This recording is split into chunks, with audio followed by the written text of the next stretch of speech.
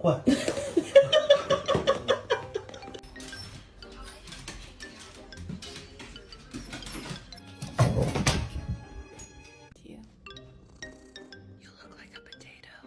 you hear about the neighbor? She said her dog's pregnant. She's gonna have 9 puppies. You know anything about that, buddy? Boy, you okay?